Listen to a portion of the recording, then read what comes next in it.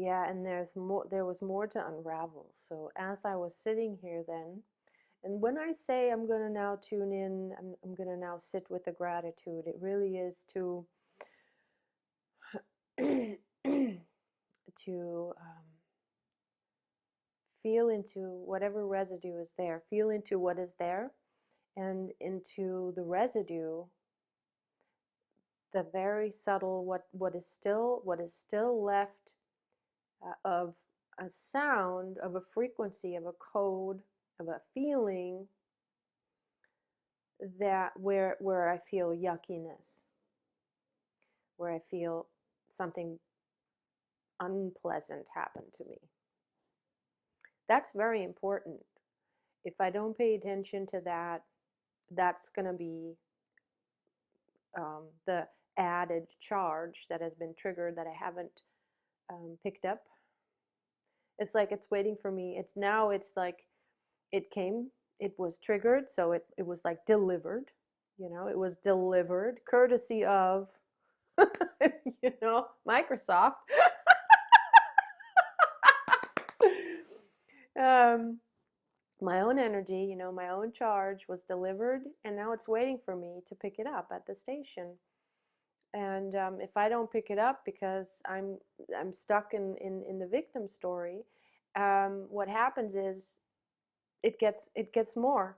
There's more then, and it goes back on the train, and it goes back um, into its charge. The charge it'll stay there. It'll just stay there and wait for the next train to come and bring it to my doorstep and waiting for me to pick it up.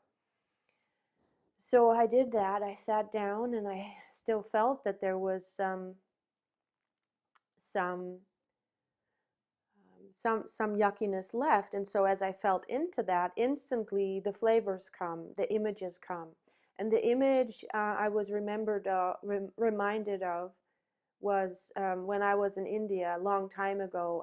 I went to India, um, okay, how many times? I think at least twice. At least twice. And I stayed there, and the first time I traveled a lot. And the first time, it was exactly that I encountered the most, and that was the hardest thing about it, was encountering um, men who victimized me, who made me into a victim, or who hurt me and who did hurtful things to me, who treated me like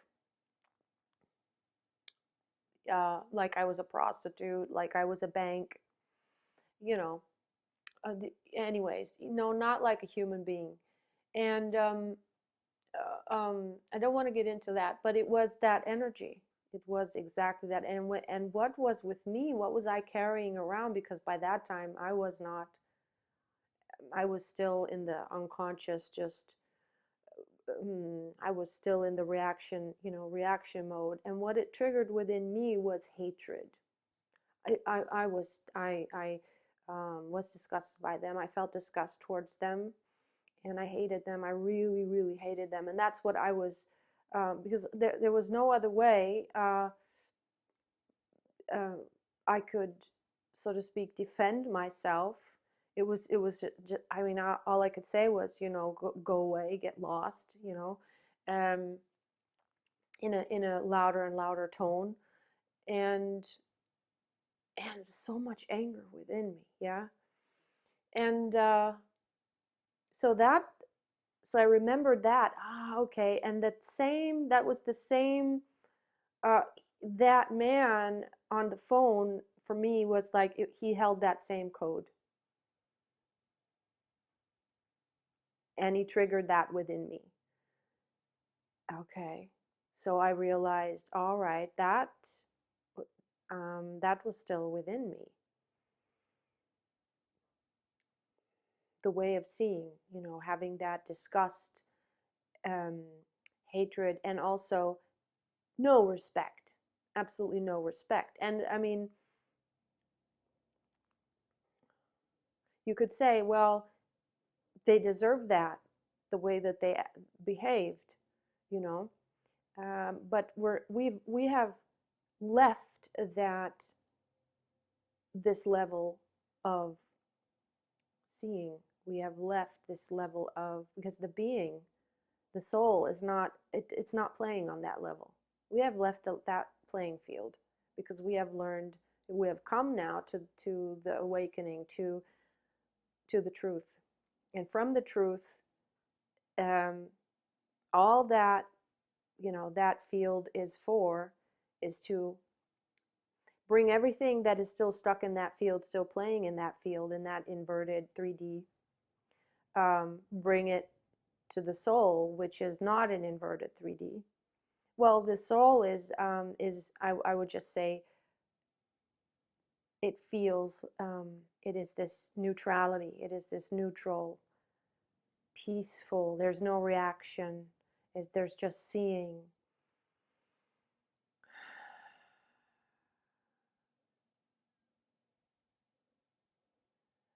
And when I embody that, I can't say, where is that? It's not in inverted 3D anymore. Is it still in organic 3D? I don't know. Is it already vibrating higher than that? I don't know. But what I do know is that it's in harmony with that neutrality. It's in harmony with oneness. It doesn't have charge anymore. So that was another gift. It was like, okay, another, there was more there that I didn't see right off the bat.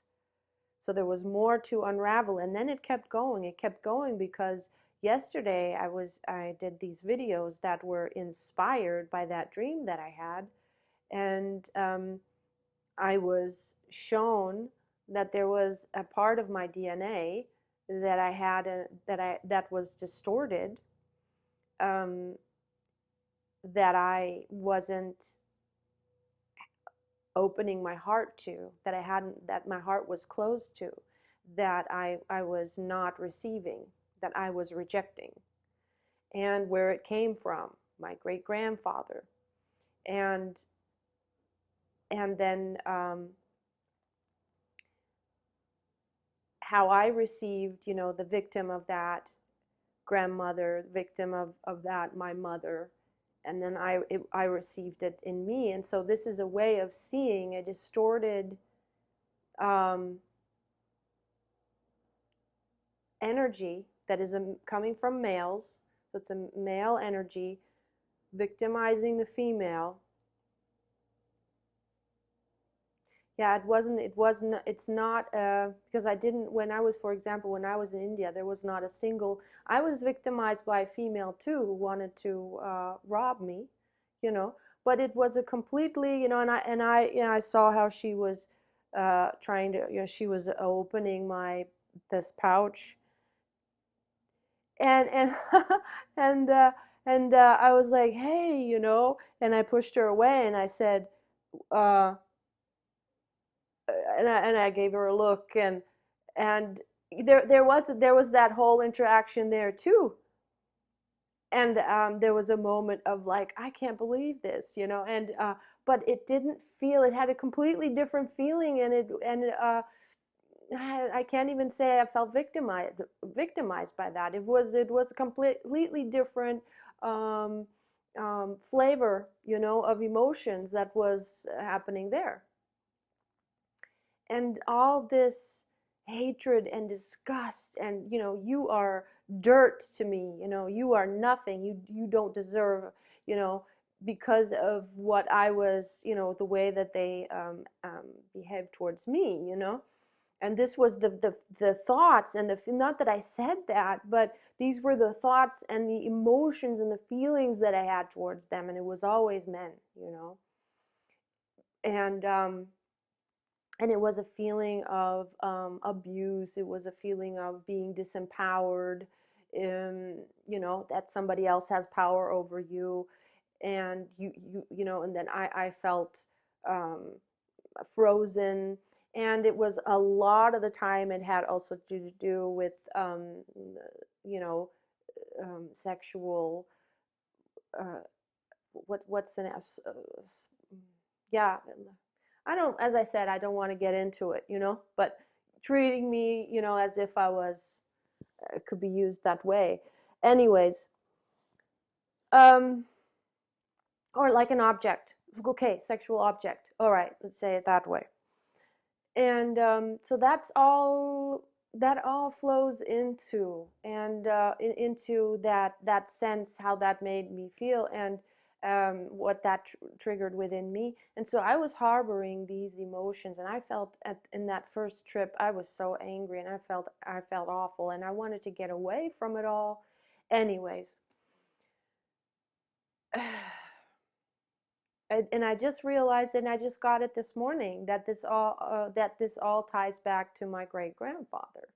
And yesterday I was, talking about how um, I realized, how the universe was showing, my soul was showing me to that there was a whole part of my DNA that I didn't receive, and this is what came then. It's like, oh, okay, yeah, and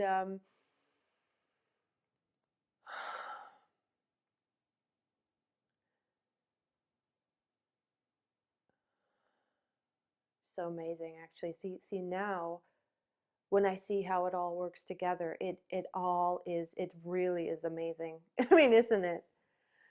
Um, and yesterday I was shown that because I unconsciously reject that part of me. Okay, this is what I want to share. This now it's coming. What is important? I'm rejecting that part of me because it's like, wow, that's not me. I don't behave that way. That's disgusting behavior. That's I hate that. I have hatred for that, and that's abusive and horrible and all of these things. And here's what's important to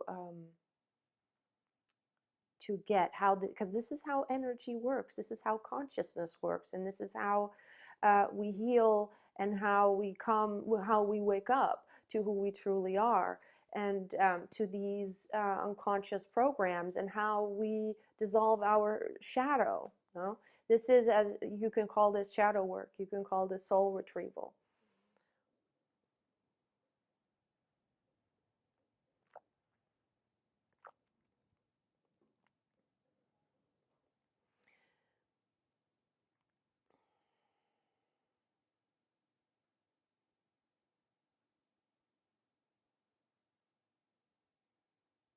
So it's not a mirror in that sense that I have that kind of like the distortion DNA, right? The DNA part that is distorted. It's not that I receive that kind of that I receive the distortion exactly. I don't receive the distortion, and I am not like that. That is not a part of me. That is not me, even though I have that distorted DNA within me, but it doesn't express. And at the same time, what I do have is the reaction to it, and that's the opposite, and opposite energy. No, that would be the reaction energy to it is hatred, disgust, disrespect. And that's also a very, very, very anger. That's I mean, anger can be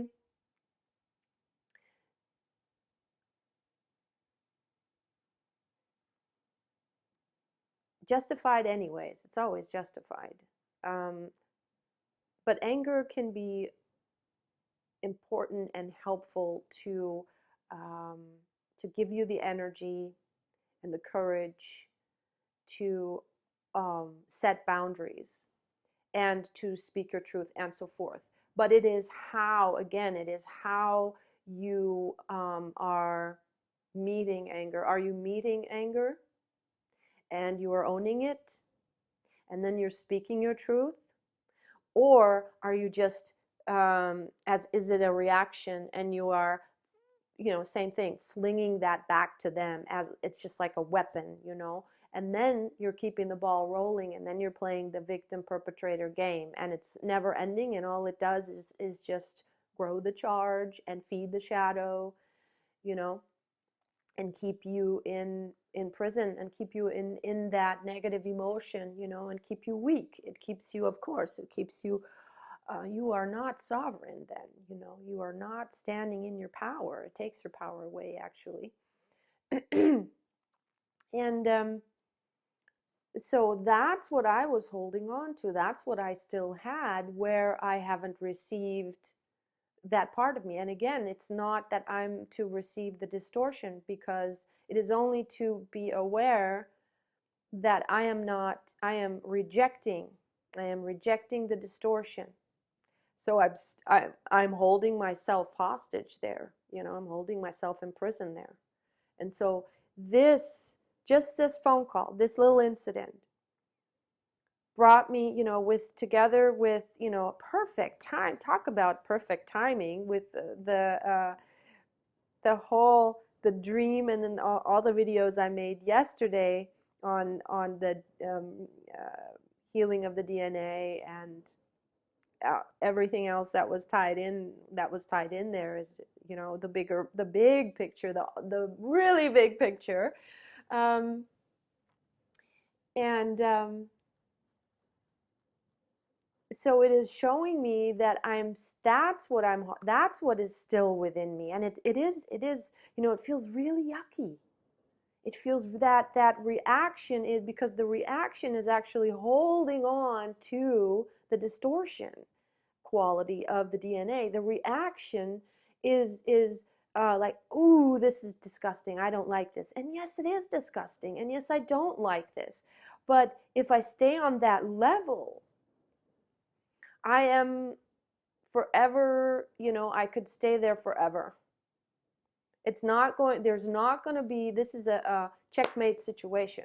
You know, it's just holding on to both polarities. Now, in that case, it is polarity, because, um, you know, the perpetrator and that disgusting behavior overpowering the victim, and the victim's um, anger and knives, and saying, you are disgusting, you're nothing, you're you know, not, you don't deserve the dirt under my fingernails, and you know, that judgment, because the victim stays victim as long as it sees only the false self. And it is natural that, you know, and this did happen, you know, this did happen the first time, when there was no wherewithal, there was not that consciousness to see from the perspective of the soul, because that soul connection wasn't, there wasn't an access there yet, you know. And in that time, that's what it was about, was to have this experience, to have this play, this very painful, very hurtful, very disturbing play, creating more charge, you know, adding on to the first trauma, and, you know, the first time it happened, trauma, and then charge growing every time it shows up in a different setting, in a different mask, same energy though, triggering the same thing, and the charge grows and grows and grows until it's time, you know, that consciousness grows, consciousness becomes aware of itself, and then the role, you know, that the consciousness where it is identified as the victim, can wake up, and then not, you know, and then see this from a different perspective, and see the purpose of this situation, the purpose of this memory, of this happening, and can heal it. And by that, the mask, that identification, also falls away, and what is left is the truth. If we go into the truth, if I go into the truth, if you go into the truth, then you can only see the truth of the other, you know, as well. that they were playing a role. They didn't know they were playing a role. That's all they knew.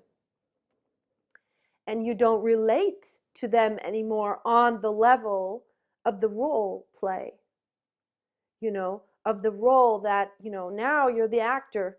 So let's take this image. Now you're the actor, which is your true self. Your true self that is also an actor and that has played that role. You don't identify with the role anymore. You're the actor. And what happens then? You don't see this as the role anymore. You see the actor. Even when the actor over here is completely identified with the role, but there is a part of the soul where it's not. And that's what you see. And you see that this role playing had only one purpose. And that purpose is now fulfilled in the seeing of it and in the receiving, that awakening of myself, that receiving back of my energy that was locked in here in this negative push-pull war. And once that is seen, this is done. And then it's just about every time it's triggered, remembering, receiving, unpacking the gifts. And yesterday I was shown that, I was shown to connect to the part of the DNA that I was rejecting. First of all, I was shown that I was rejecting it, and I could feel that. I know that part within me that rejects that. And then I was shown the truth of it, the undistorted nature of it. And that is truly golden. That's the light in that. That's the truth and the light within it. And I was able to connect with that. And when I connect, and that is like, oh, that is what is part of me. Not the distortion. The distortion is not me. You see, so when we encounter such a behavior towards us, it's not because I am like that. And that is why I am seeing it. Although this can also be a situation that we that we see behavior or we encounter behavior towards us where we realize, oh, I do the same thing. It just looks different. But I do the same thing. Okay, so now I know what that's like from, standing on the other side of that. And that's like a wake-up call. But that's that's very different from, and not to be what do you call it, mistaken, or don't this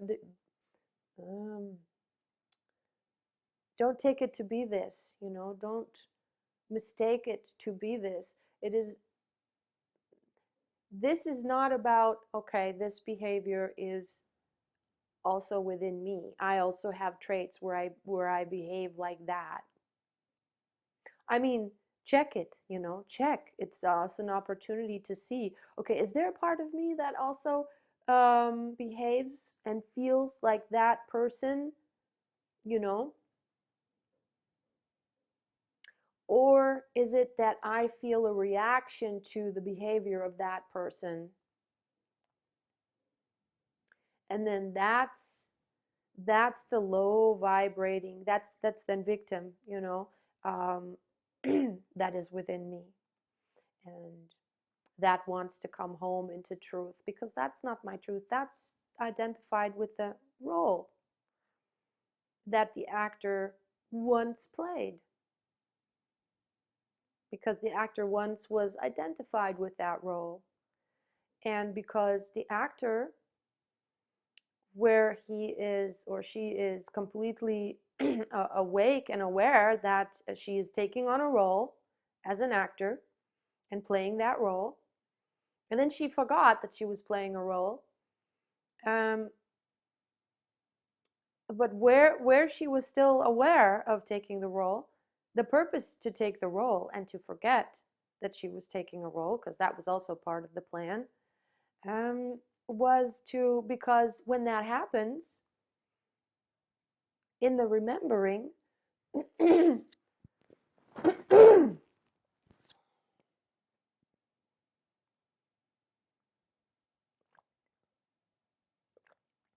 yeah, and I said that yesterday too. In the remembering then of truth, once truth was forgotten of who we are,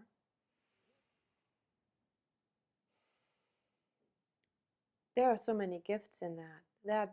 That's the gifts that are truly within these triggers, and that want to be unwrapped, because it means that now, this is how soul light threads into the physical, how it embodies with that. Now consciousness has become embodied. Now consciousness is awake in the body. That's how consciousness wakes up in the body. It has to go through that journey.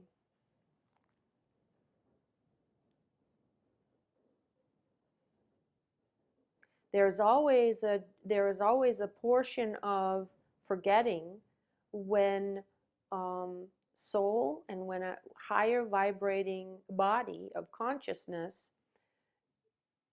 takes on a suit that is tighter, that is denser, that is vibrating lower. There's always some access that is closed, that is, not available anymore, in order to inhabit on that level. Also, because the suit, the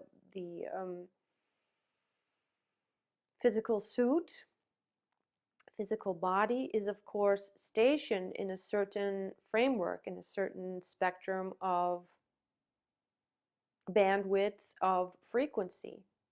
And so there are certain, uh, uh, breadth or spectrums, or frequencies of consciousness that the soul in its multidimensional consciousness, um, has, as a soul before it incarnated, has access to, and then doesn't have access to anymore when it incarnates, because the discrepancy is just too high to bring, that much data into this has to be prepared.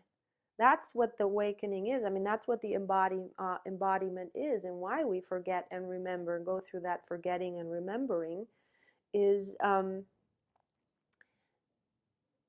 it's like the mind that, is born in this density has to be primed and prepared to be able to process more and more and more data. Yeah. And for that, the embodiment is first the forgetting, is the making contact. And in the making contact, that's the identification. Now contact is made, identification, identification, identification. And then remember, we have the ancestral DNA that was passed on to us, where it's in there. That identification, and that distortion, we take that on. And then we make contact by experiencing that, by identifying with that, by believing this is who we are. And okay, now I am that. Now I inhabit that. I inhabit that space. I inhabit that DNA. I inhabit this way of seeing, this way of feeling, this way of thinking. And then comes all the conditioning, of course, with it, that we receive also. And okay, now contact has been made, contact has been made. And then through the awakening, once contact has been made, once identification has been solidified, boom, then the body can embody that higher consciousness, in the awakening, in the realization of truth. Okay. Yeah. Um, I will sit with that more. And this is how we unpack the presents, that are in the packages that are delivered and with the triggers. And then we can really go into gratitude. Once we get really to the bottom truth of it, that's all that is left, is this marvel and gratitude for, wow, cool, and of course that's not something I can transmit through talking about it. This is just inspiration and a bridge to then do it yourself, and you sit in silence and you feel into it, and you know yes. So yeah, and the last thing, I don't know about the last thing, but what my higher self tells me is to be aware. Okay, so to not, like I would in the past, like is my conditioning to do, and it's also like that's how my habit is. My habit would be to share this story, to tell this, not like I shared it now. This is different, but to tell this story as in a conversation, to tell this story to um, friends, family, to others that I talk to. Oh, do you know what happened to me the other day? And clearly my higher self says, don't do that. It's like, because that would be, I would be playing on the level of the energy where it recharges, where it only recharges. Yeah, see. Confirmation always, when we talk and there's a deep inhale, it's the soul is always listening. It's confirmation of what you just said. It's like truth. It's like word, word. Yeah, so don't tell it to anyone. This is your gift. Stay with it. Stay with the truth of it, um, and don't squander it, and don't, because that would be a step backwards. That would be a step backwards. And okay, do I want to do that? Do I want to do a step backwards? No, thank you. I don't. Okay, so don't share it. And also, watch the mind. The old program is going to pull me back into that it will be the old program coming up. It will be me reacting to it, going through the story again. The story will be presented to me again, over and over. And because it is now very, very subtle, it will still, but if it still is like, oh, the story, and oh, that, and then some kind of a negative judgment, judgment, always negative. So some kind of judgment, and oh, that bad thing that happened to me, and oh, this bad person. And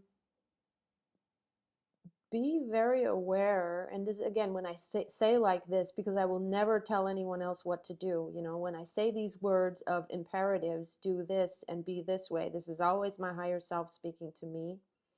And it is to share as if it resonates with anyone, as guidance, because this is what works for me.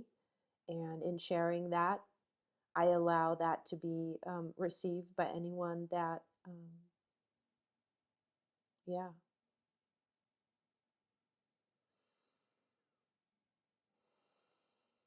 So be aware when the mind goes into the old patterning.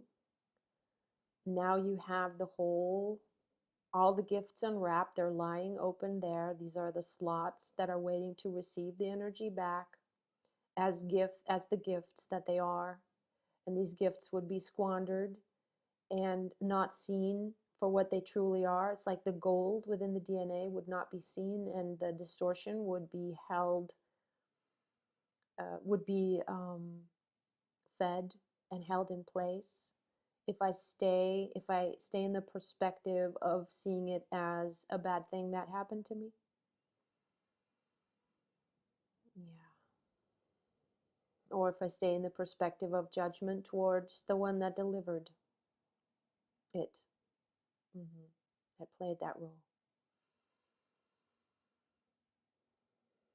So when I notice my mind going into these condition into the habit of coming from the conditioning, instantly be there to receive it with open arms, knowing the gift that it is, and remembering what we have unpacked and unraveled, the whole spectrum of what this is about. And in this spirit, I say blessings, because we are blessed when we see the truth, when we can receive the truth, then that is a blessing.